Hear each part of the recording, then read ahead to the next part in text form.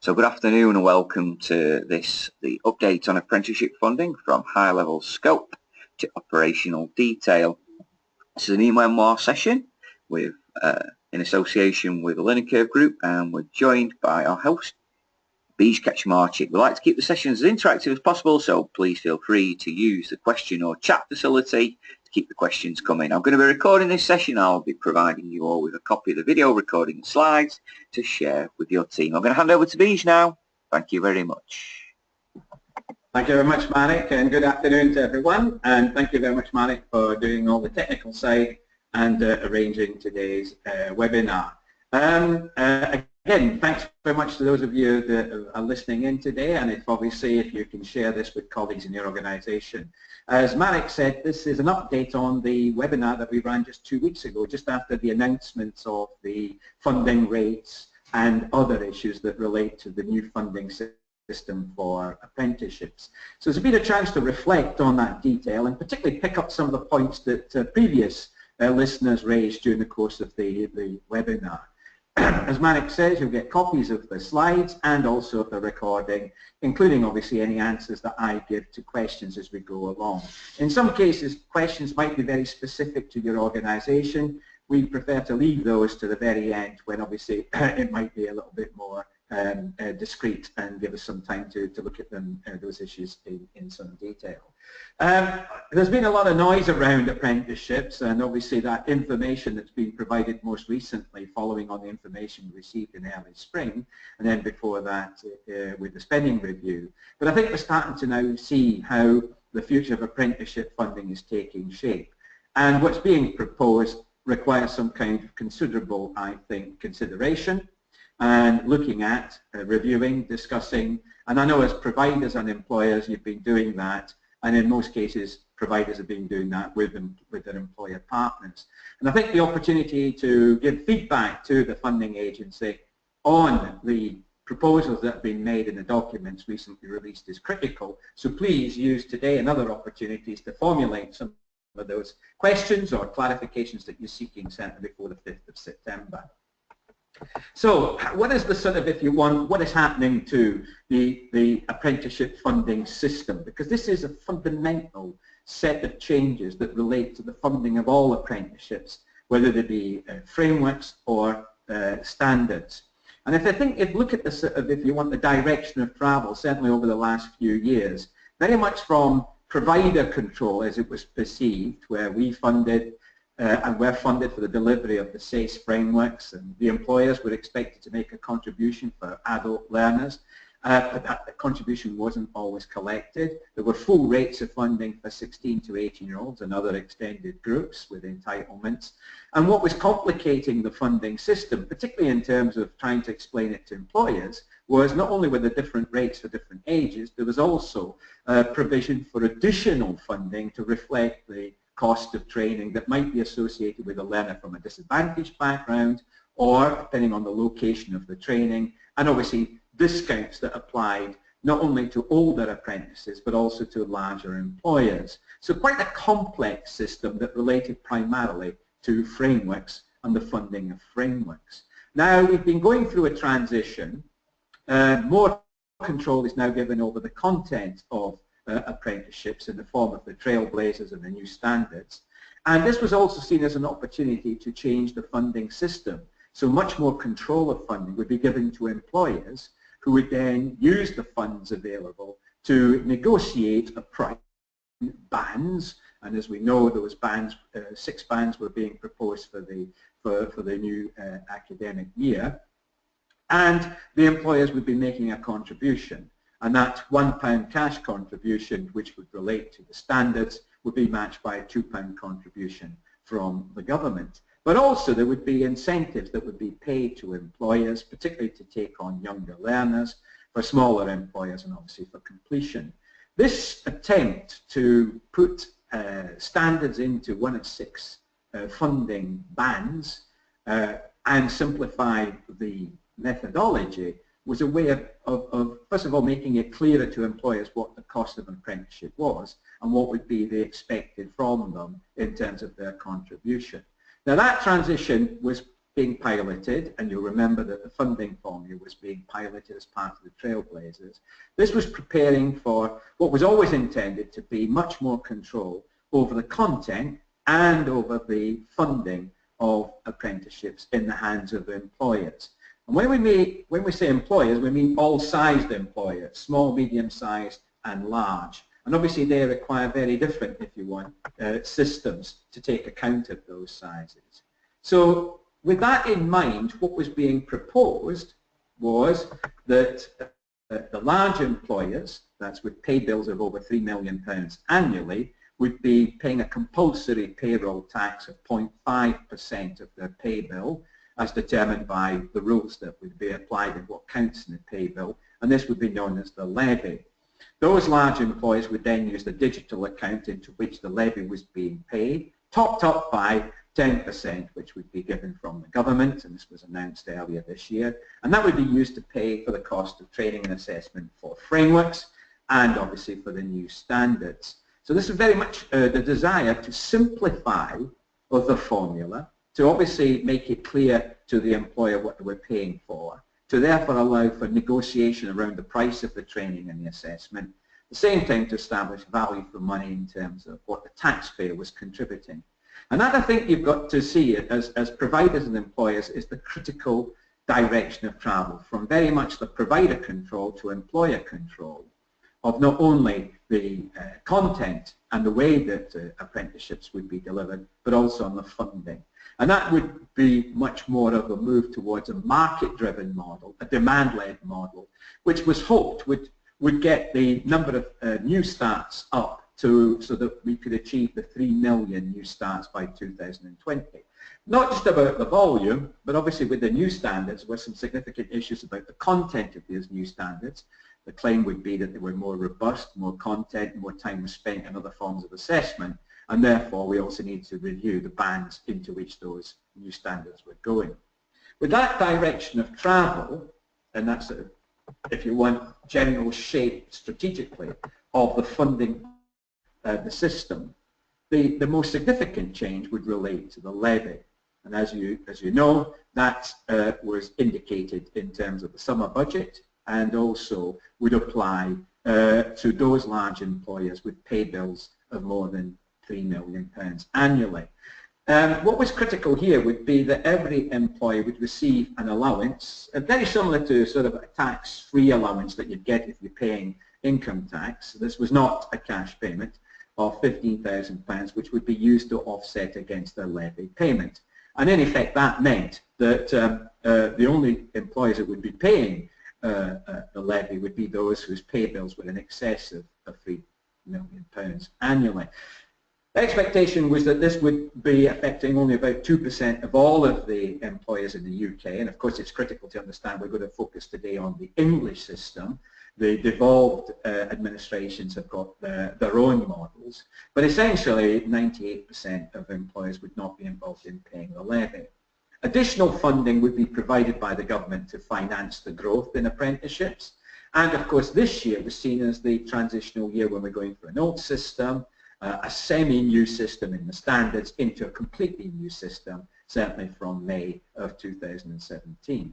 It was expected that the levy would raise, for all ages, that's 16 to 18 and adults, between 2.5 and 3 billion, depending on which measures you were using in terms of the English system, the Scottish system, etc. What was announced this year in March was also that the government would be topping up whatever was the monthly levy contribution in England to the tune of 10%, and that would be obviously put into the digital account for the employer to spend on apprenticeship training only. So I think the critical thing here to understand is we're talking about a system with a digital account that large employers will have, which will be opened from the new year, which they will use to fund their apprenticeships, is only for apprenticeships, whether they be frameworks or standards that relate to those apprentices that start an apprenticeship after the 1st of May next year. So in other words, there will be a set of arrangements which will cover existing apprentices, whether it be on a framework or a standard, and they will continue right through to the end of whatever that apprenticeship framework or standard is, the planned end date or completion, and these new systems will apply only from the 1st of May for new apprentices. I think that's critical because although the levy comes into effect from April of 2017, the actual system will not be coming into effect until May, but for a very simple reason that the employers will only be declaring their liability to Her Majesty's to HMRC in May for the levy that was due in April in terms of the April payroll. So in effect the system's going to, for simplification, the system will be in place from the 1st of May. Large employers, that's the levy paying employers, will be able to use their funds in a digital account to pay for training from the first month to declare their levy payable through the PAY system. So in effect this is from May, and this will obviously be funding those apprentices, whether it be on frameworks or standards, who start their apprenticeship after the 1st of May. As we said earlier, all apprenticeships started before the 1st of May will be funded through to completion according to the existing rules, either the existing rules that apply to frameworks or the existing rules that apply to standards. And you can see that that new system will start to pay providers 1 month in arrears for the training that the report has been delivered through the ILR. So in effect we should start seeing the first payments after the 22nd of May, beginning obviously of June. All of the proposals which are being presented to you and discussed with you this afternoon are subject obviously to your understanding, your discussion, your feedback, and we certainly suggesting, if you've not already responded to the survey, which is obviously available on the website, the Skills Funding Agency website, to make sure you do so, particularly if we pick up any issues you might not consider in the course of this webinar. So that's the sort of first thing to note, is that in effect this system for simplification is coming in from the 1st of May, even though the levy comes into effect from April. Now, what are the sort of major changes that are being proposed? Well, the first major change that underpins this new system of funding is the introduction of what we call funding bands. 15 bands are being proposed. Currently, as you know, we've got 6 for new standards and a whole range of individual values for apprenticeship frameworks, which you can pick up from the Learning Aims reference system. Each one of these bands will have an upper limit that's set, and those upper limits will vary from £1,500 up to £27,000, which is familiar to you. Band 6 for the new standards is a maximum co-investment rate of 27%, of £27,000. That's £18,000 provided by the government and £9,000 the expected contribution from employers. All existing and new frameworks and standards will be placed within one of these bands. Now, the first issue that this raises, and the first thing that obviously you as providers will have to do in particular, is this move to simplification brings the funding of frameworks in line with the funding for standards. So this is quite a significant change. And I think to first of all consider what will be the framework funding rate after the 1st of May, and to compare that to what you're currently getting for, say, a young person doing that framework using the current system, the system that applies to the SACE frameworks. Each upper limit for each band will cap the maximum amount that a levy-paying employer can use towards an individual apprenticeship. So in other words, what they can use within their digital account. So that's the criticality there. It is therefore being applied to say that's the maximum that that employer can be using to pay for either a framework or a standard from the digital account. Now clearly within each one of those bands there will be room for the employer to negotiate a price with you, the provider, but no more than that maximum. And we'll see what happens if the price is higher than that upper limit. Now, what is critical to note here is there's no lower limit and that is very clear. Within any band, there is no lower limit. Now, some of you have made the assumption that the maximum amount in the band below will be the lower limit for the band above. That is not clear, but it should be clearly a question that you will pose as part of this survey, just to check do we mean there is no lower limit, or do we mean that the maximum or upper limit of the band below in effect forms the lower limit for the band above? Now, the reason that's quite critical is because if there is no lower limit, then the price can be negotiated, any price might be negotiated within that band, and that means it could obviously, in some cases, go below the lower value in that band. So I think what is critical here, we need clarity on that. By the way, the upper limit also caps the maximum price that the government will co-invest to for a non-levy paying employer. So if you're working with employers who are not paying the levy, from the 1st of May, each one of those band values, the maximum, the upper limit, sets the maximum that the government is willing to co-invest at the rate of 90% to for a non-levy paying employer. But there is also another situation. If you've got a levy paying employer who's got insufficient digital funds and there's a clear direction or clear need for that particular apprenticeship to be offered, then that will apply in terms of a 90% contribution from the state and a 10% contribution from the employer. And therefore that sets the upper limit of that band, sets the maximum value for the co-investment rate in those two situations. The most common situation is going to be non-levy paying employers, which will be 98% of employers. What is critical is that employers will negotiate the prices within these funding limits. But one of the issues and one of the concerns that many of us have is, will this necessarily push the prices down to the lowest level through competition, and what are the implications of that for quality? Key concern, and again, put that into any concerns you've got or any questions you need clarifying through the survey. So here are the bands. You can see 15 bands.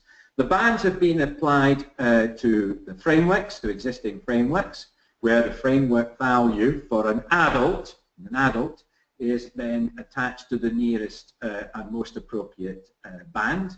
And for standards, a similar process has also been undertaken. And of course there, because there's only 6 bands that apply to the standards, it's been slightly easier to apply them here. So for example, if you've got a standard in band 2, on the existing funding formula, that has been moved to band 5, which you can see has got an upper limit, or band 6, which has got an upper limit of £4,000, whereas the other value would have been much lower. So you can see that, or lower by £500. So for example, if you take another one, something that was had an existing value of 4,500 in band 2 would be moved to the new band that has band 7, which is an upper limit of £500. So some bands have gone up slightly, other bands have stayed the same, and others have changed down slightly.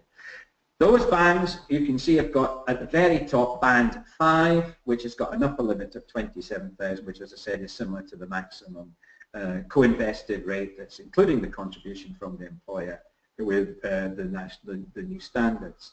Now this is seen as critical for engaging employers in the discussion about price, in simplifying the formula so that they understand it, and obviously therefore it might be easier to establish whether there's value for money, etc., etc.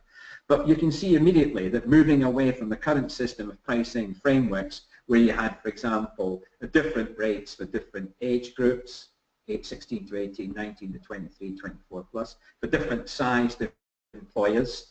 If they were larger, then there would be a further discount. But also, we applied to each individual apprentice other cost indicators, such as uplifts to indicate which postal code that apprentice came from, but also where was the actual location of the delivery, what we call the area cost uplift.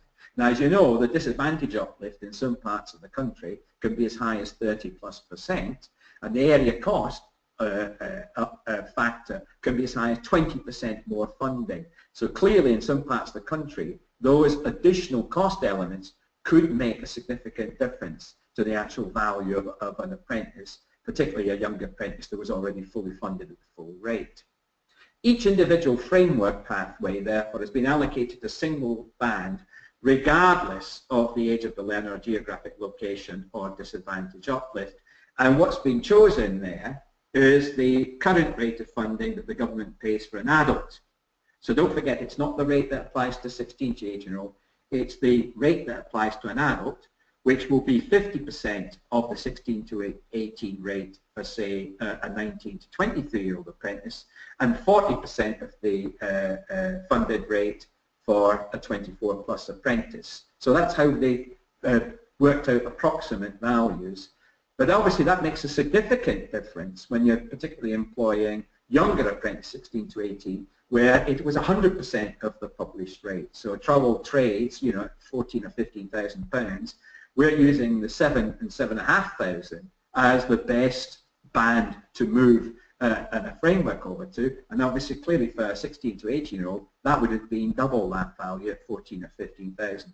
Therefore, we've got to look at that in terms of any incentives or any additional payments that are being made to recruit a younger apprentice.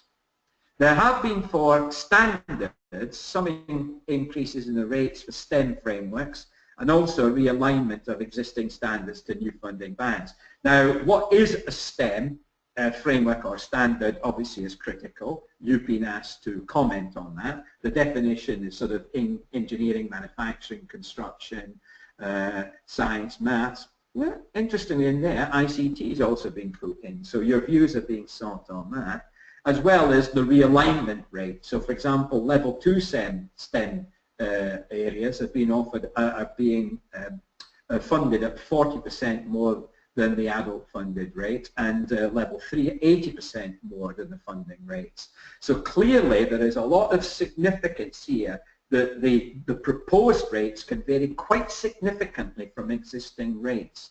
Now this might help the employers to understand and navigate the system, but does it help you, the provider? A, does it create an issue of viability, where previously the funding rate was very different from what's being proposed? But also, what does that do in terms of some of the additional costs, which did reflect the cost of, for example, recruiting a younger apprentice, or an apprentice with learning difficulties, or an apprentice from a deprived background, or whatever. So again, simplification is a key issue. It will make things easier for some people, but I think it's going to make life a little bit more complicated for us, particularly as providers, where we're starting to model how these new rates will differ from existing rates. Now, I've got a question already, or a comment from one of you listening in. You've actually already modeled your existing frameworks.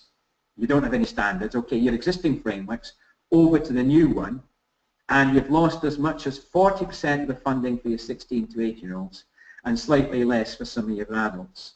And that is exactly what I think you need to highlight in your feedback through the survey, is that it can be a perverse system which moves to simplification and at the same time significantly reduces the viability of the provision that you're currently making.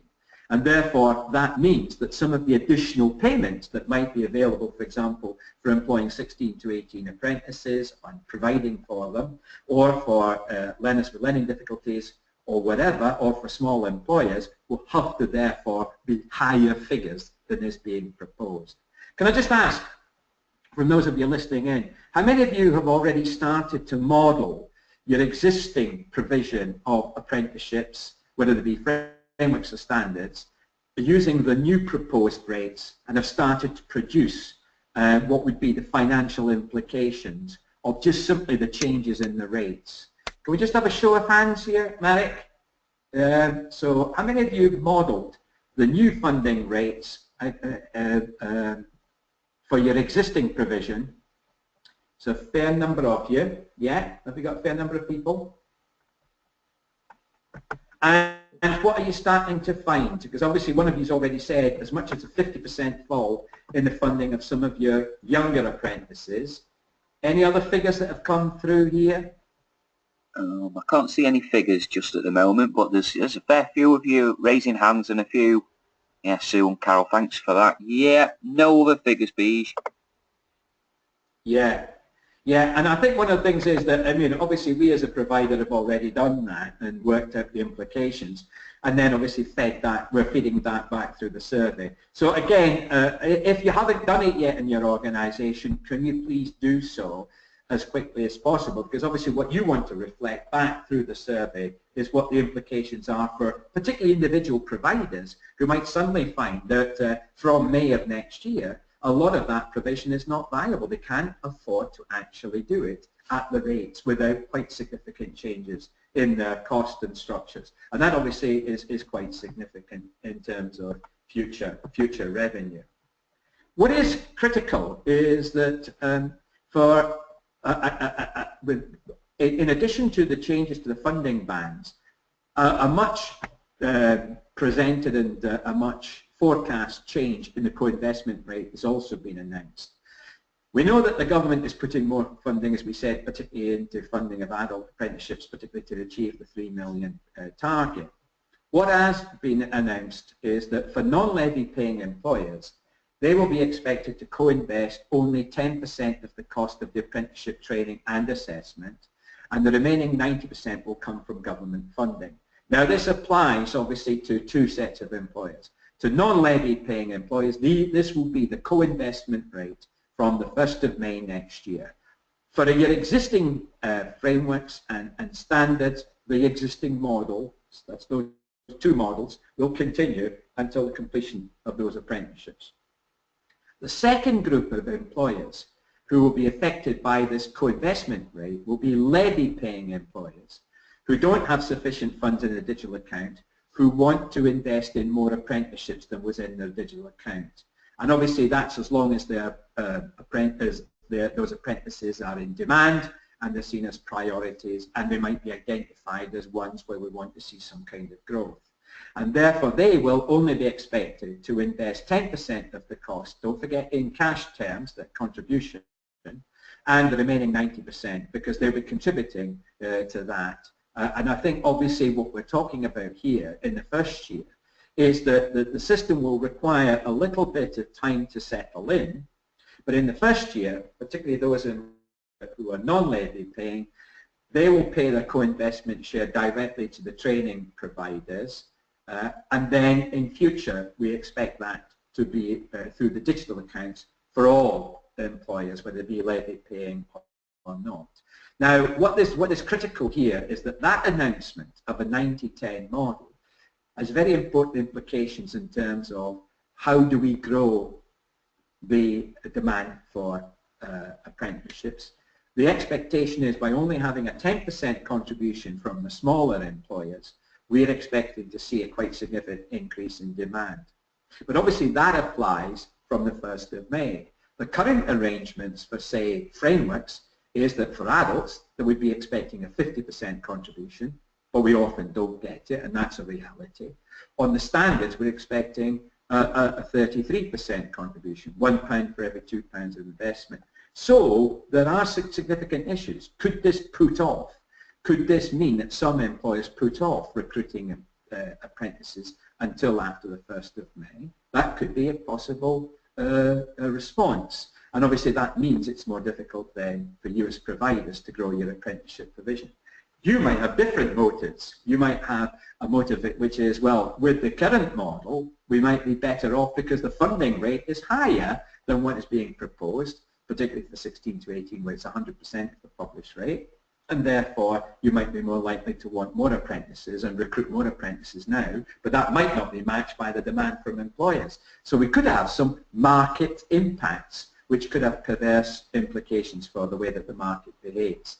All of these are key issues that hopefully you're starting to raise through your consideration of these proposals in more detail in your organisation. So in terms of the funding system basically has two elements to it. The 15 new funding bands and a new co-investment rate, particularly applied to non-levy paying employers of 90% from the government and 10% from the employer. And how this works we'll see in a few moments. Now what other parts of the funding system are there? What additional payments are available to, for example, increase the number of younger apprentices? Well, this is one of the other changes which I think has got significant impact, particularly when you compare this to what you used to get as the fully funded rate for a younger apprentice 16 to 18. This applies to all employers, whether levy paying or non-levy paying.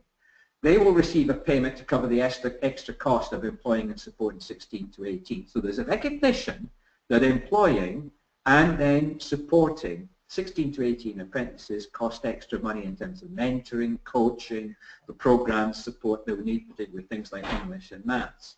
Now what is being proposed are two additional payments, one of £1,000 to the employer and a further £1,000 to the training provider. Now these would be paid in equal instalments, very similar to the current system we've got at 3 months and 12 months.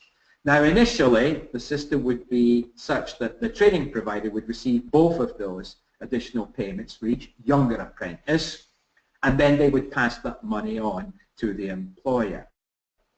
Now immediately you can see, well wait a minute, how does that compare to what we're getting at the moment for an apprentice that's on a framework with 16 to 18, which would be fully funded at at 100% the rate as opposed to 50% if they were 19 or 23, or if they were a standard where, depending on the band, there are additional payments which will be made to you to recruit those younger apprentices, as well as obviously those of you who are using the apprenticeship grant for employers, which, as you know, can also give you additional funding if you're a smaller employer, particularly smaller employer, for recruiting 16 to 18-year-olds. And I think, again, this needs to be modelled by you, and you've got to think through the implications. So, for example, a 16 to 18-year-old level 2 construction apprentice would earn a minimum of £9,574 at the moment.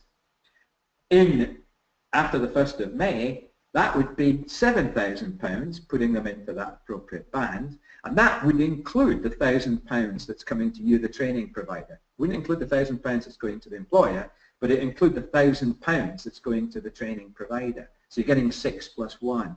So immediately you can see that you're going to lose, for the same type of apprentice, a proportion of the funding. And as I said before, when you start to put in the funding bands, putting in the additional payments, modelling your existing provision, you can start to see why some providers are particularly concerned. And I know some of you listened in to a webinar by another provider, another company recently, but also an article in FE Week that highlighted quite interesting issues that this would raise in terms of just simply modelling existing provision over to the new rates and the new rules. There's a question here from Sue. Does the additional £1,000 for the employer include those with less than 50 employees who don't have to co-invest for 16 to 18-year-olds? The answer is yes. It applies to all employers irrespective of their size. So this is obviously an additional factor that's got to be borne here. And as I say, because you'd be fully funded at whatever the band is, that band would have an extra £1,000 added on to it. That clearly is critically highlighted in this example here. Yeah, so that's true, Sue. So good question there. Now, the other issue this raises is, if we're looking at trying to encourage employers to take on younger employees, and obviously those employees will be apprentices, then what is it that particularly is important here is that we've got a long-term held view that it's the smaller employers that have actually been more effective at employing younger apprentices. And they're seen as critical for us to achieve some of those aims we have to encourage more young people to go into apprenticeships as part of the raising of the school leaving age and the participation that we want to see. So this is additional funding that's available for small employers, that's employers with less than 50 employees, and they will be given, therefore, 100% of the value. So their co-investment rate is 100%. So for example, if you've got that previous example, I'll give another example, say you've got someone who's doing an ICT practitioner and they're 16 to 18, then obviously they would be funded in the band 9,000. There would then be an additional £1,000 that would be added on to them from the previous slide. But what we'd know is that the employer if they were less than 50, would not have to make any contribution. So in other words, they would be 100% funded of what the value was in that band if that was the price that you agreed with the actual employer. So, you know, you can obviously start to see, you know, that these, when you add on these different payments, make those similar, to make those assumptions and start to compare one thing to the other, you can start to see that even with the 16 to 18 apprentice, you know, doing a level 3 practitioner framework, that although you might look at the funding and say, well, that's not bad, you know, £10,000, it's still £1,500 that you're getting at present. So, and by the way, that's been extended to include, the extended entitlements also includes 19 to 24-year-olds with an education healthcare plan issued by a local authority, or a 19 to 24-year-old care leaver. So that's very similar to what we've got in the current systems. So you can see that from the point of view of a small employer who is recruiting 16 to 18-year-olds, there are those, you know, there's an incentive payment of £1,000 for the employer and £1,000 for the provider, but there's also no requirement for that employer to find the 10% cost in terms of the cost of the apprenticeship, of the training and of the assessment. So hopefully that will give you a little bit of a feel that, that there will be some incentives therefore for employers to take on apprentices, but again you've got to model that. But remember, there will be no disadvantage uplift for that young person, and there will be no area cost uplift if the provision is being run in London or the South East.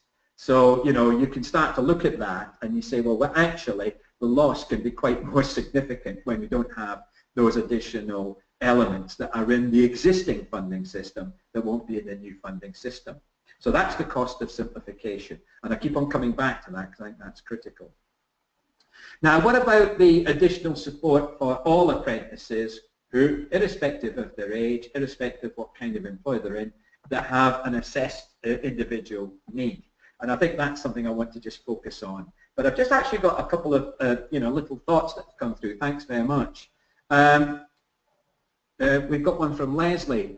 Measuring current income per main aim against the proposed 3,000 plus 1,000 for 60. Taking account considerable payment of VAT, there's a deficit of up to 61% in the funding that Leslie is actually telling us about. And obviously what is quite critical here, Leslie, is, you know, we're all modelling exactly the same set of issues depending on which frameworks and which standards we're offering, and our distribution of apprentices between the different age groups as well as that. There is a sense in which that is already starting to impact on, well, I'm not going to bother taking any more learners and so on, or I'll try and maximise as much as possible the current learners, and that obviously means there's got to be the demand. So as I said, it can lead to dysfunction inside the market. Sue's asked a good question. Is the age grant remaining until the end of July 2017? The answer is yes, and it will overlap from May with the 16 to 18 incentive. Remember, the age apprenticeship grant for employers can vary from one area to another because actually it's part of the devolved funding. It's been going to some of the devolved LEPs and to obviously some of the devolved combined authorities. But yes, Sue, there will be an overlap certainly for those months, May, June and July. And then after that, then this will be applied in terms of all future apprenticeships. So you can see that for all apprentices who have an individual need, basically there are additional payments available. As we said, for all employers, irrespective of size, they will receive the same additional payments as for recruiting 16 to 18-year-olds if they recruit anyone who is aged 19 to 24 with an education healthcare plan, as long as you can get them issued by a local authority. And one of the issues that was raised 2 weeks ago, our first version of this webinar, is how many providers were very upset that as soon as they presented an apprentice who was 19 to 24 to the local authority, they found it very difficult to get an education healthcare plan or any assessment at all, in which case it's very difficult therefore to claim the funding for them.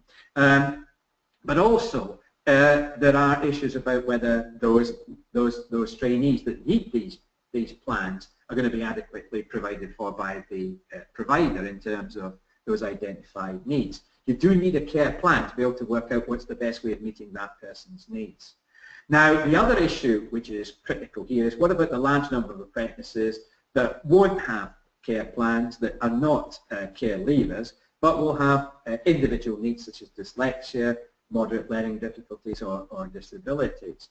Well, the current system will continue for all apprentices, for all employers. It makes no difference to a levy-paying employer or a non-levy-paying employer. The same system will carry on as we're familiar with just now, which means that you can claim up to £150 per month for an identified, disclosed need, and assessed need per month through the ILR. And if the cost in that particular month are higher than the £150, then you can do that. You can, with evidence, you can use what we call excess learning support. Ask your MI manager about that. And then periodically, whether 3 months, 6 months, or maybe at the end of the year, you can then claim that from your from the funding agency through the allocation that you've got through the earnings adjustment statement. So that we're using the funding there to support those apprentices, particularly when they're off the job and they're coming into the provider and they're doing, work with English and maths, or you're doing the underpinning, or you're doing whatever work you're doing with them, the off-the-job training. Very often that's the best place to provide the actual learning support. So that system, when you're looking at there for individual learners, the support for 16 to 18-year-olds, the support for smaller employers, the support for all learners, irrespective of the type of employer they're with, in terms of an identified need. One of you has just asked a question, how do you claim if it's above £150? The maximum you claim through the ILR each month is £150 when you're making the provision. What you do is keep evidence of what additional cost above £150 you had in that month, add them all together, and then periodically through the earnings adjustment statement you can use up that, you can take that out of your allocation or out of your contract value. The issue, of course, is if you exceed that, then those funds have been used up. Now, what's being proposed is, by the way, that does not go through the digital account for levy paying. That will not be part of the deal that you've got with the employer. That will be paid directly to you, the provider, right? So it's not coming out of digital accounts. That will be coming to you, the provider, against the evidence that you've provided that for the individual learner through your returns. So those are, if you want, the additional payments elements. One other additional payment, which obviously highlights how important English and maths is, not only for apprenticeship, but for all aspects of economic development and growth.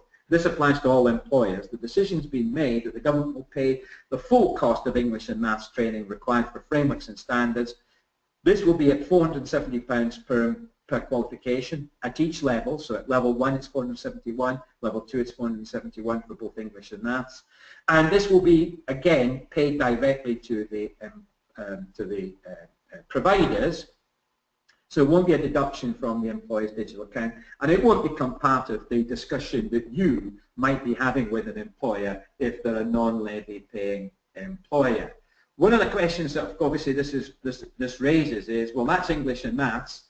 What about ICT and digital skills, who have got, where it's mandatory part of it that they do? Well, that's obviously going to be part of the standard and the total price for the standard. And if it's in an existing framework, it will be the price that you've got off the Learning Aims reference system, which I think is about £210 to £220 for each level of ICT. Other than that, there's no mention of this at all in the proposals from the 1st of May. So again, it's a good question to ask if you're still offering digital skills or ICT as part of a framework where it's mandatory, then how is it going to be funded? It's a good question to ask. And will that be funded fully, and will that come to the provider? Lydia, by the way, you've asked a question about what about apprentices over 19 who have a learning difficulty learning difficulty assessment who have not been transferred to the Education and Healthcare Plan. Well, for anyone to be funded through the EFA, basically the EFA is responsible for all 19 to 24s with an Education Healthcare Plan. Although the SFA pays for it, it gets the money back from the EFA. That's an internal sort of redistribution within those funding agencies. In effect, Lydia, if you've got recognised costs well above the £150, just claim it through the earnings adjustment statement for that particular apprentice. So you can just simply use the SFA system to claim the additional funding, particularly if they haven't been transferred to an education healthcare plan. The £470 that's being paid, that's the total amount that you will be paid for the entirety of that qualification. So however it's paid to you will be depend on how many months you've actually put between the start date and end date, similar to obviously the current system you've got. So it's not a payment per month, it's a payment for the full value of the qualification at level 1 or at level 2. And to do that, obviously you've got to be a recognised provider. So that means it's got to be an organisation that's on the register of apprenticeship training providers, which we'll talk about it near the end. Good question there, Leslie. Thanks for that question. Again, keep the questions rolling. What other aspects and what other funding changes are there? Well, there are some other changes to funding rules. I'll mention these very briefly because obviously we want to look at what this means in practice. The issues always come out that this is an English system.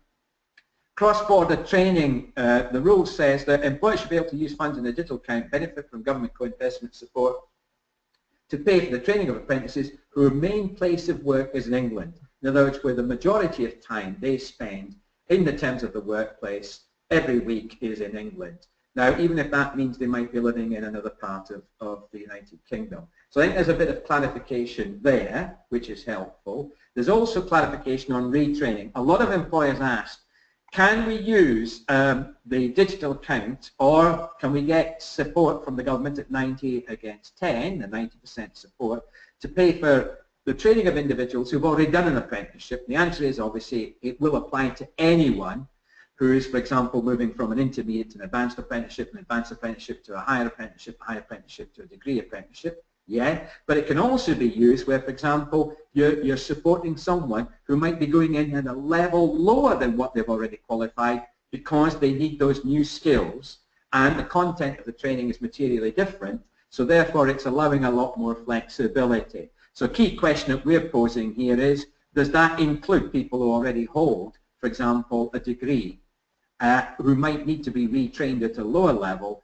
because the job roles have changed or because the requirements of that job are radically different from and materially different from any training we've had in the past. So we've posed the question already, and I don't know if any of others of you have said, we can understand why where it's at a higher level, clearly that's okay, but where at a lower level, does it actually apply? Because up to now, obviously, that's been it's not been funded by the employers have had to find 100% of the funding. The other thing, of course, that came up as a key question from employers was, would they be able, if they had money in the digital accounts, to transfer some of that to, for example, another employer, for example, in the supply chain, or could they use that money to pay towards the cost of training or an assessment in, for example, an apprenticeship training agency? Nothing this year.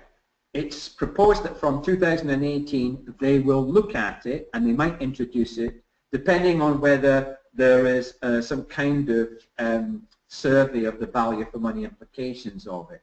This is all because of this, what we call the state aid rules. And clearly that's got implications for those larger employers who might have wanted to shift some of the money in the digital account or some of the funds in a digital account to, for example, someone in the supply chain. But nevertheless, they would still have to have a digital account. So you can see that this all fits very much with the introduction of the digital account. There is a question there from one of you about apprenticeship training agencies. Yeah, apprenticeship training agencies in the first place will be treated the same as other employers. So if an apprenticeship training agency has got a pay bill of more than £3 million, it will have its own digital account. Employers who want to transfer digital accounts to pay for the training of apprentices employed by apprenticeship training agency will not be able to do so this year. That is possibly going to happen after 2018, but it will only be 10% of the value of what goes into the digital account from that employer. So we say a little bit more, there's some subtle changes there to the funding rules that you should be aware of. So I think just to sum up here, in terms of apprenticeship training started before the 1st of May 2017, this applies to all employers. We've already said anyone that's already accepted onto the apprenticeship programme before that date will be funded for the full duration under the terms and conditions that were in place at the time the apprenticeship started. So either under the framework or under the standard. And this will be, as I said, quite critical. That means at the same conditions, 100% funding for 16 to 18, 50% if for 19 to 23 if it's on an apprenticeship, £2 for £1 contribution if it's on the standard, and at the same rates, whether those rates are in the LARS, the Learning Age Reference System, or in one of the 6 bands. Now, one of the things about this is that when we look at the introduction of the levy, if an employer pays the levy, they will not be able to use their funds in the digital account to pay for those apprentices. So in other words, large employers will still have a complication in that with the existing apprentices, they'll carry on, and then there'll be a separate, in other words, the levy that they pay into the digital account will only apply to new apprentices who start after the 1st of May. So immediately a large employer says to me, wait a minute, so I've got 2 systems running concurrently. Yeah, I'll be therefore paying an expected 50% contribution for a framework, or an expected £1 for £2 for a standard for my existing apprentices, and then I'll also be paying into the levy. That's 2 sets of payments I'll be making, and that's obviously going to have possible repercussions for what might happen in terms of the demand for apprentices. Lots of issues here, again, which employers have raised and will be part of their response to the standards. So let's have a look at exactly what this means from the 1st of May for employees that pay the levy. The 2% of employers have paid a levy. And by the way, quite relevant, as one of you has already said to me, thank you very much, we will be paying the levy.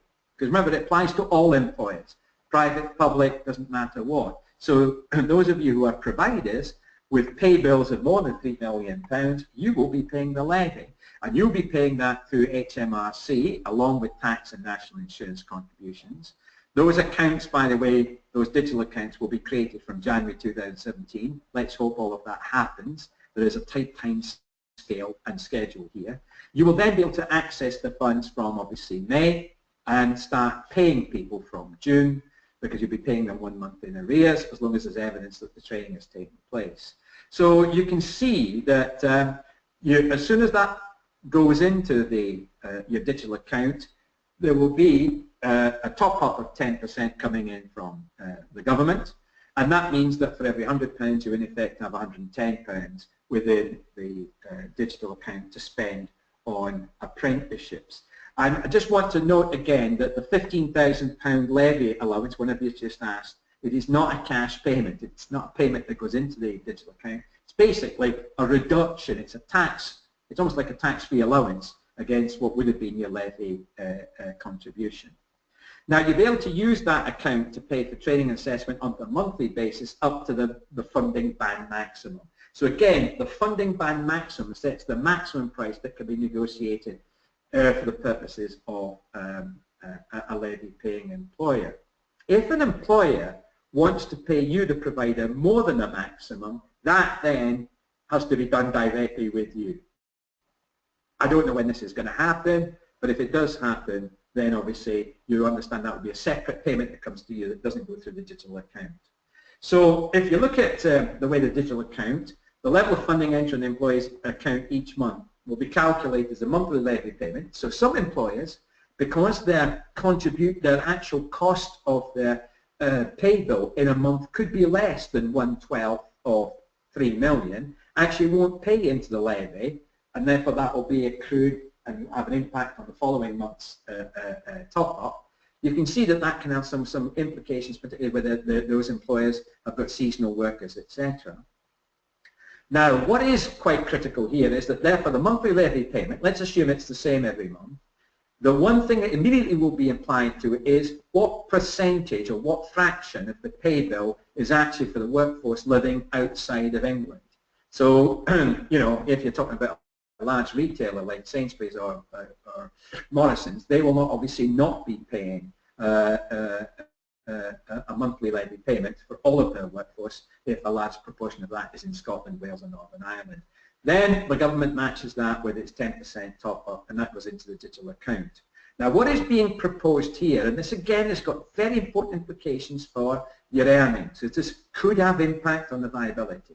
It's being proposed that 20% of the total cost of training is then held back and taken from the digital account at the end of the apprenticeship. In other words, when completion occurs, either of the framework or when the endpoint assessment has been achieved. Now that 20%, think about it, that is there. So in effect, what the levy payment will be that you make, only 80% of it can be used to fund the cost of the training. 20% will be not there until, and will not go there to the provider until the provider has actually delivered the apprenticeship framework or the assessment company or organization has completed the endpoint assessment. And by the way, this 20% will apply to all employers, so it's got implications for non-levy paying as well.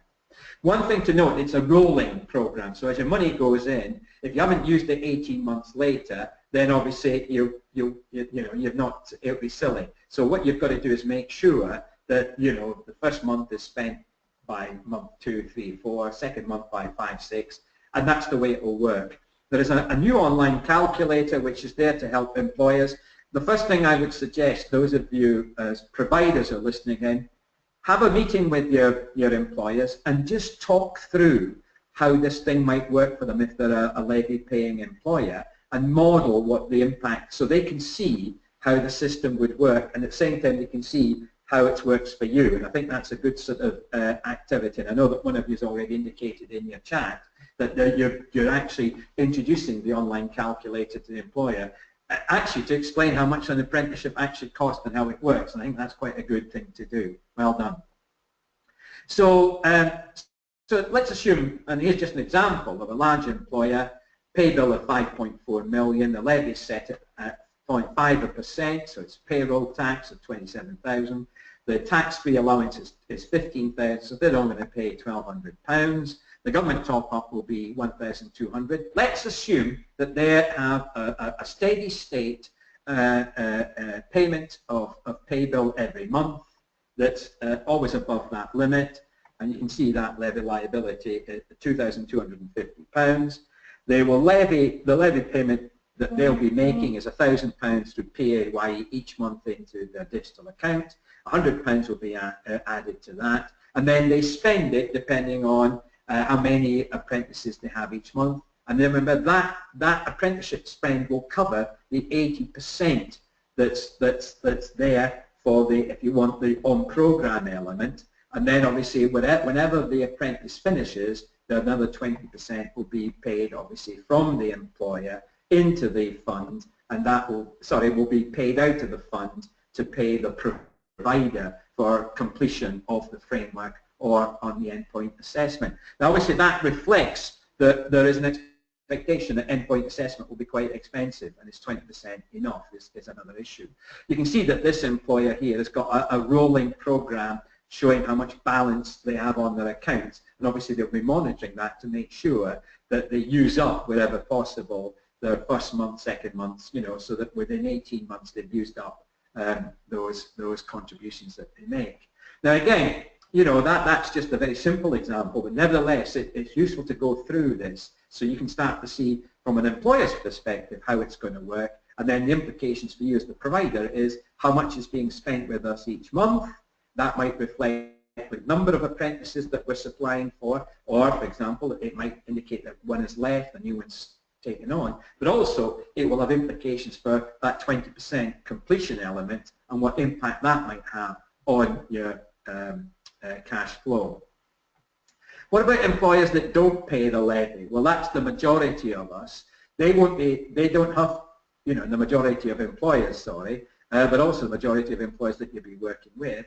Now, they don't need to use the digital system to pay for apprenticeships until at least 2018, and they'll be given help to get them ready for it. That's going to be, I think, critical.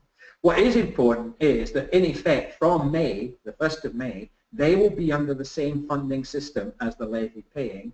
Therefore, they'll be talking to an employee, they'll be talking to a training provider who's approved about their training needs, about their apprenticeship needs, negotiating a price, having a discussion with an assessment organisation if they're on the new standards.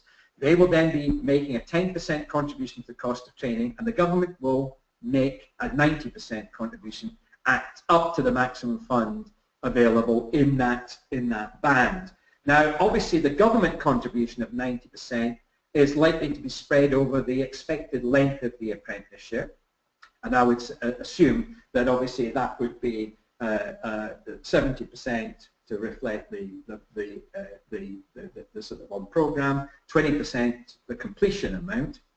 How much the employer will then pay you, the 10%, and how they'll pay you is obviously going to be something that you're going to have to discuss with the employer. Now, the payment schedule agreed between you, the provider, and the employer, that needs to be verified by the provider through your monthly returns. You've got to indicate through the ILR how much was it that the employer paid you that month. Now, the first question I posed is, can we ask the employer to pay us $2 in the first month? That reflects the sort of model we have at the moment. What happens if an employer can't pay us 1 month? Does that mean that there won't be a match funding of the 90%? Further guidance will be available in October, but essentially the SFA is currently reviewing the frequency of payments of the 10% from the employers, and they will give us more information in October 2016. So when we get the second phase of the information sharing with us in October, we should get some idea of what that is. But immediately it raises questions, you know, can we negotiate a completely different schedule from the way that the government pays the 90%? Can we have more upfront payments? You know, these are key questions that you'll be want to get answers to, particularly when you're negotiating how the employer will pay the 10%. Well, now, critically, of course, that has to be in cash. That's if they pay it at all. Obviously, this is not relevant to the 16 to 18 apprentices, where there will, for smaller employers, where there will not be any expected contribution at all. It's the same issue, by the way, if you're talking to a levy-paying employer who has used up all their digital funds and the money in the digital funds. If they want to have additional apprentices and they haven't got enough funding, then you'll be charging them the 10% of the cost. Again, how do you want them to pay you? What kind of payment schedule will you have?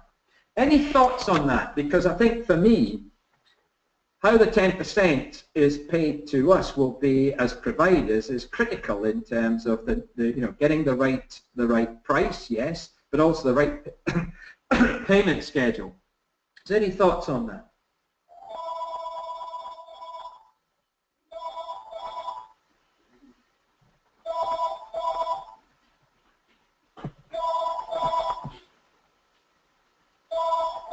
We've got one comment so far, which I think is, we've asked this question, right? We've posed this question as part of the survey. How are we expected to collect the 10% contribution from employers? Must it match the 90% contribution, i.e., for example, the 70% spread over, say, 12 months, and then in the 13th month you get the 20% completion? Well, that's a good question, and as I said, we're awaiting further guidance, but I think the more often we pose this question, the better. And I think one of you said, would it be better to reflect how the levy is paid and have a consistent approach? Well, Sue, I would agree with you, and for example, I've modelled that, as you can see in the next slide. You know, if an employer chooses an apprenticeship in Band 8 with a maximum price of £6,000, you negotiate a price of $5,400 with them. The government will then provide 90%, subject obviously 20% hold back on completion, and the employer. By the way, I'm assuming that the 20% and the 70%, or is it 20% of 90%? In which case that would be only 18%. Good point, and it's something, again, I never thought of it, but one of you just asked the question, is the 20% holdback 20% of the total value of the price that you've negotiated, or is it 20% of the government's co-investment rate, which is only 90%? In other words, 20% of 90 is 18% of whatever the price is. Good question. I have not thought of that, but certainly it's now going to be an additional question we're going to pose. Sue raised the issue that wouldn't it be better just to spread the co-investment rate over the life of the apprenticeship. So for example, if it's £540, over 12 months it's £45 a month. And well, all I would negotiate with that employer is, you pay me £45 per month straight into our account, and then what we would indicate back to the SFA is that you've paid us that, and if they have a performance management review every 3 months, 6 months, or a year, whatever those performance points are, we must indicate that we've received that payment from the employers to whatever that payment schedule was. So I think, Sue, you're right. I would think the easiest way is just to reflect the way that we earn the 90%. Sue's also asked the question, levy causes cash flow, losing additional on-program payments month one and being paid monthly in arrears. Again, Sue, that's the way the levy works. The levy is just simply that whole funding paid to you as the provider according to the levy. The levy profile doesn't ask for double levy payment from the employer in month one. So that, again, takes up, will mean that there are some costs that you're going to have to bear in that first month. It's a good point, Sue. Again, invoicing the employer for such a small amount could be even more expensive. Exactly. And that in some cases means that, what is the cost benefit of such a small payment if it's only for one apprentice?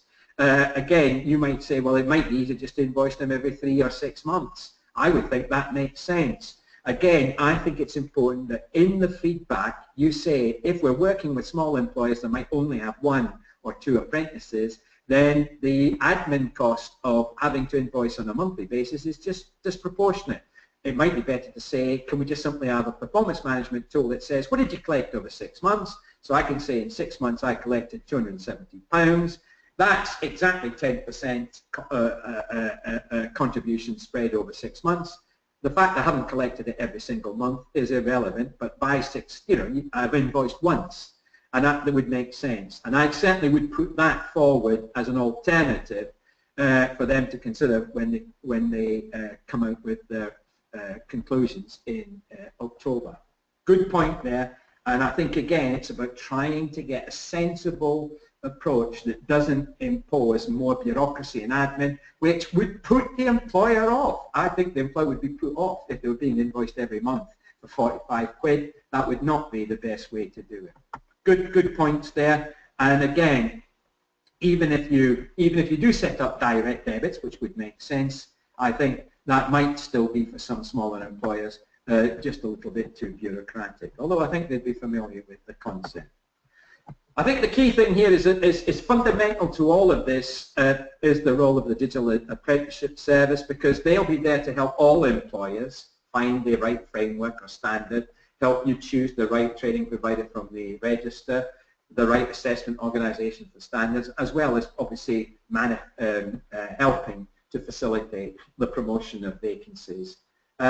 What is important is that obviously the role will change from May, because they'll be working with levy-paying employers, see the funds they have available to spend in England, set the price they have agreed with them. So, in other words, the role of the employer will be increasingly to take control of how those funds are spent, the price of the funds, and then obviously the digital apprenticeship service will make sure it sorts out the actual payments. So that the Skills Funding Agency will be obviously involved in making sure that the payments then leave your digital account. So the management of the digital account is seen as quite critical. So I think the expectation is by 2020 all of us will be using a digital apprenticeship service to pay for training and assessment for apprentices. That might be easier if all of us, as one of you said already, wouldn't it be easier if all of employers, large and small, levy-paying and non-levy paying, moved into this service. Now, obviously, one of the critical things this raises is who are you going to spend your money on? What was also being proposed was that all training providers to be able to offer apprenticeships, whether they be frameworks or standards, after the 1st of May, must join the register of apprenticeship training providers. Now, this makes no difference. If you're already in our ROTO, that is separate. So most of us as providers will be both on the ROTO, registered training organisations for adult education budget for loan funded provision, and if we want to offer apprenticeships after the 1st of May, then we're going to have to be on the registered training providers, and this applies to all of you, irrespective. The £1,000 limit, etc., for subcontractors is irrelevant. So even anyone who's turning over less than £100,000 worth of training will be expected to be on that register. Now, in the short run, the SFA will need to run quite a quick procurement to deliver apprenticeship training, particularly to non-levied employers, and award contracts to those successful providers. This will be a one-off procurement that will take place fairly shortly, but there will be, I think, a chance for that to be then revisited, say, every 3 months. Currently, it's being proposed that there are 3 application routes. The main provider, which I think is many of us, delivery partner, particularly relevant to those of you who are subcontracting at the moment, and the employer provider, where the employer is making provision for their own staff. And essentially, I think the key thing here is that the main providers, you'll be seeking to deliver the whole of an apprenticeship, all the different elements of it, whether it be a framework or a standard, and certainly you'll be delivering more than 50% of the actual apprenticeship. You might be using a subcontractor, and that subcontractor will be responsible for delivering, say, a key element of it, such as the English and Maths, or, for example, a particular qualification that's part of the apprenticeship, which you might not be able to deliver. But they certainly would not be responsible for large chunks. Remember, the main provider will be well over 50% of the delivery of the framework or standard. If you're a delivery partner, it's because you want most likely to become a subcontractor. You want to deliver maybe only a small element of it, or a very specific element, and you're seeking to get on to the register to do that. I think that's important again.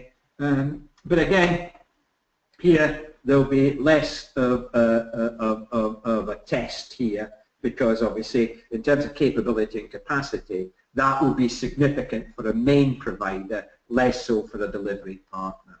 And again, an employer provider will have to go through that process. There will be 3 parts to the application: a due diligence, which is legal status of the organisation, compliance with legislation and regulations, are you fit for purpose? You know, again, some questions won't be asked of large employers to provide evidence of some of the compliance with legislation. That's naturally going to occur anyway. The financial health test, which has got critical implications for those of us who are independent training providers, and obviously the quality, capacity and capability test, which is not just the Ofsted grades, but much more than that. There'll be lots of circumstances go through the proposals to be removed from the register, you know, not just poor inspection, but obviously non-compliance with financial regulations, irregularities, etc.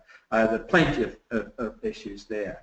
I think it is critical that those of you who are subcontractors understand that there are some big issues here. For example, managing agents, intermediate bodies, consortium, these brokerage organisations, any organisation which is not delivering directly education and training to apprenticeships will not be eligible to apply for the register. Subcontractors only for specific parts. As I said, the main provider will deliver significantly more than 50%, and at all times the key thing here is how well do you as the main provider maintain that relationship with the employer. You are the primary link with that employer. That should not be done through an intermediate body or a brokerage organisation.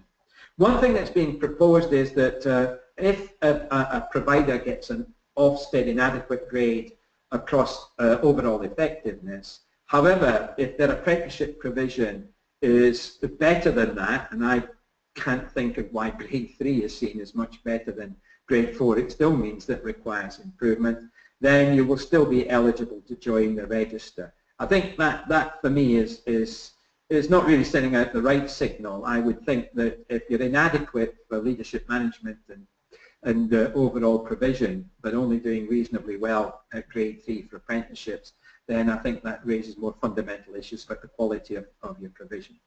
As I said, the register will open for applications in October 2016. It then would be open every 3 months for a month at a time. So again, there'll be chances for organisations to go on at an appropriate point. But again, recommendation to those of you on the ROTO, make sure if you want to offer apprenticeships from the 1st of May that you look at the Register of Apprenticeship Training Providers and look at which one of those 3 routes you choose. So the information timetable, in August we got all of the information that was promised to us in June. We're now waiting for October when we should get the final funding bands in the new system. Again, please respond to the survey if you've got concerns about those funding bands. The final full set of funding and eligibility rules. Have you got any issues with a 20% holdback for completion? Transfer funding, is that an issue? Cross-border issues, prior qualifications, for example, are degree students eligible to be funded? And obviously confirmation of how the proportion of payable that's paid to employees is actually calculated. Is it, you know, this critical issue cross-border. And then in December, if everything goes okay, we expect more guidance to employers on how to calculate and pay the levy. That's the information timetable. I think one thing that we need to reflect on as providers, and the majority of you listening in today are providers, and certainly 2 weeks ago, was that we've obviously got concerns about the things we know well: funding rates, rules, cash flow as providers, implications for a relationship with employers. But let's not forget the employers are also very confused. You know, they're confused enough about what's the difference between a framework and a standard, why we're placing frameworks by standards when a perfectly good framework's about, and why is a standard not available yet. Lots of issues. They're still concerned about the differences. Many of them are very aware of intermediate level 2 and advanced level 3. How many of them know about higher and advanced and degree apprenticeships? We're talking about bands now. Oh, what's that got to do with an apprenticeship framework that was, you know, done in a different way? What are these additional costs? Where do they come from? You know, what is the difference between a large and small employer? Getting that. Then you've got a current funding model, a new funding model for standards, and then the levy starting from May. What's the difference between a levy paying and non-levy employer? What's an ATA? Confusion. We've got our existing apprentices covered by one of 2 possible cost models, and then we have new apprentices with one, but depending whether it's a levy paying and a non-levy paying employer after May. What's NAS and DAS? Are they working together? You know, lots of issues which are going to confuse the employers. And then we've got major concerns with the direction of travel from provider control to employer control, what's being proposed in the new funding methodology. And that's taking the form of, for example, is the timescale too tight? Both CBI and AOC have got concerns about having this system fully up and running from the 1st of May. Is it possible to answer all the questions that you're posing through, for example, the survey? And even if they're not posing those questions in the survey, you're still making comments and asking some key questions. Certainly from some small employers, 10% cash contribution is still too high when, for example, in some cases they're paying nothing for adult apprentices. Will competition force prices down, possibly at the cost of quality, if, for example, you don't have minimum floors to any of the bands? I think a more fundamental question is, because there's so much noise around apprenticeships, you're trying to negotiate a price, and you will be doing this with employers, large and small, of the training and assessment for an individual apprentice. Do the employers actually understand the cost of support, the cost of teaching, the cost of tutoring, the cost of English and maths, the cost of additional support? Are the additional payments for younger apprentices enough? As many of you have already modelled, whenever you've modelled the possible loss of 50% funding, answer is in some cases, no. Are the proposed new rates fair?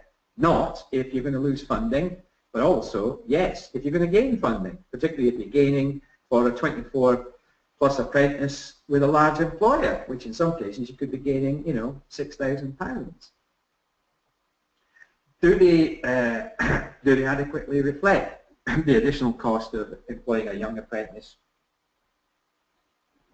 or of someone with learning support needs. I think what is really critical here is that in the desire to make the method system simpler so that employers can negotiate prices with us as providers, it may lead to perverse incentives. For example, the increased recruitment of older apprentices into lower cost, smaller frameworks and standards, where you can actually gain significantly from those bands. And is that what we want when we want actually to recruit people that were younger into, for example, the STEM subjects, etc.? What are the implications of the more favourable rates for standards compared to frameworks? Some frameworks look to have lost significantly. Standards seem to have gained. Is this deliberate? Is this encouraging you to stop doing frameworks and move on with the standards? But they're not all available. And are they actually employer controlled? How does that reflect the needs of small and medium-sized employers? What we've already heard, some employers might delay taking on apprentices until the new, more favourable arrangements are in place, for example, 24 plus apprentices in a large employer, or will you as providers want to take on more apprentices, for example, more 16 to 18 in some of those high-tech ones where the funding rates are more favourable at 100% of the published rate than maybe any of these £2,000 you receive or whatever.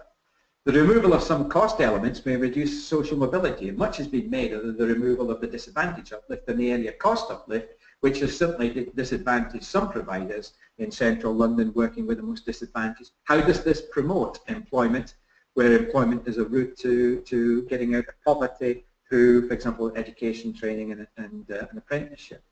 How does this impact on the other forms of work-based learning, where, for example, employers who are paying the levy are saying, well, I don't want to use it on apprenticeships. I've got other forms of training like BRQs, HNCs, which are not in an apprenticeship, and I'm not being able to use that money that is being taken off me. I think for us as providers, it might divert funding from other forms of training, or it could lead to all kinds of training being reclassified as apprenticeships, which is going to have obviously issues about diluting the quality of the brands. And again, from the point of view of trying to remove subcontractors from a provision, particularly where they've been involved in delivering more than 50% of the apprenticeship, does that, is that going to mean that some perfectly good providers will no longer be able to do that? They might go obviously to become directly funded and they'll go into the register, implications there. But it also, they're very good at activating employers into recruiting apprentices and putting them on apprenticeship programs. So both, it could have an impact both on the demand and supply of apprenticeships. From a provider's point of view, the biggest concern certainly for us is my apprenticeship provision viable? You know, if I take what I've got currently in terms of a contract value of £6 or £7 million, what would it be worth after the 1st of May? And that's all impacted on by how the frameworks and standards have been allocated to those bands, the fact that there are no lower limits to bands, and therefore we could have excessive price competition where some large providers might be able to force down the prices that they could do just simply to steal the market share. That's happened in you know, lots of sectors.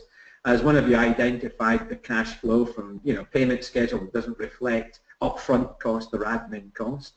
Holding back 20% of the value on completion, whether it be levy paying or non-levy paying. What is the implications of that if people don't complete? It's very similar to the implications we've got now with frameworks. Some cost factors which did reflect the cost of recruiting and retaining and supporting those people that have come from disadvantaged backgrounds, or the additional cost of employing assessors and tutors and coaches and mentors in area, where in London or the South East, that's going, and that obviously has impacts on you. And are these additional payments to compensate for the complexity actually really enough to cover our real costs? And I think as a training provider and an employer, we have major issues there that need to be answered, these questions, and certainly have to be considered in our future business plan in terms of apprenticeships. And then there are the bigger issues. Where are we going to get the 3 million additional apprentices, the 658 to 700,000 starts each year if, for example, there's a fall in the economy following Brexit. I think, you know, we're wanting to get more people to, after 1 year of doing vocational programs, if we have to change this to technical qualifications, will they be able to move into apprenticeships? Is there the demand for employers? Will the £2,000 incentive payment be enough, the 1,000 to the employer and the 1,000 training provider? Will we get enough demand from the smaller employers? I think one of the key things here is that it certainly means that we have to have a better progression from traineeships and pre-apprenticeship programs, and if necessary, extend those to 1 year long so that we can get more people ready for jobs and move them into apprenticeships and do that in a slick way. I have a more fundamental set of questions to raise about the standards. Are all standards going to be implemented by 2018, 19 or 20? What's going to happen to frameworks where there's no replacement? What are the standards as good a replacement? Are they more robust? Do they involve more assessment and more training? And what is the currency of a standard if there aren't some external qualifications within it? You know, and this is okay, as one of you highlighted, it's okay if you're working for a large national employer whose credibility and brand is strong enough. But what does this mean for people that have to move between employers and between jobs? What currency do they take with them? And what are the implications of synoptic assessment if there are not enough endpoint assessment centres? I think we've still got to really think through how all of these changes are going to affect employers, large employers through the levy and SMEs when you start looking at the 90-10 model and all of the other things that we talked about. And as one of you has already raised, all of this is very much important, is very much predicated on having a market for apprenticeships, and therefore have we got good careers advice and guidance in schools and in other providers that actually do promote apprenticeships to young people and to adults. All of this, I think, requires quite significant changes in culture and particularly the perception that the wider community has of apprenticeships. And you see that now in the sort of results that people have had at GCSE, how many of them would have been offered an apprenticeship. You know, what do people do after a degree if they haven't got jobs? How can an apprenticeship meet their needs better? You know, we've got all kinds of perceptions there. Wouldn't many people benefit from doing an apprenticeship rather than doing some kind of academic subjects? These are big issues. But I think there's so many questions that by the 5th of September, there will be a significant number of questions raised. And in addition to not only the ones that you've raised today, I'm sure you've already considered other questions. But we need responses. And can we get all those in place by October for full implementation in May? I think there's still some significant doubts about whether that's actually going to be achievable. And we'll see. So I hope that's been helpful. Thanks very much, Malik, for helping set up everything for us from Canada. We appreciate that. Thanks for the questions that have been posed. Yeah, do we have any final questions this afternoon following that from Beej? Thank you very much for the questions that have already been posed. There was some plenty of, actually quite insightful as well. We'd actually taken on board quite a number of the questions from the last time we ran this that we've incorporated into the presentation there. And I think really now, as Beej says, it's a case of getting your responses in really, and let's ensure that we're singing loudly enough again, eh, Beej? I think so. I think because if we as providers and employers don't respond to the proposals, then there'll be an assumption that we're happy with them. Now, obviously, in some cases, the proposals do make sense, but only if you think through the detail of each proposal in your current offer. And I'm pleased to see that a lot of you have done this, because obviously you're going to be thinking about, well, May is not that far away. What decisions are we making about our offer for the next year or two? What decisions does that mean in terms of investing in staff, assessors, support systems for employers? How do we inform the employers? Where's our employer engagement strategy to inform them of all of those questions, to remove all that confusion?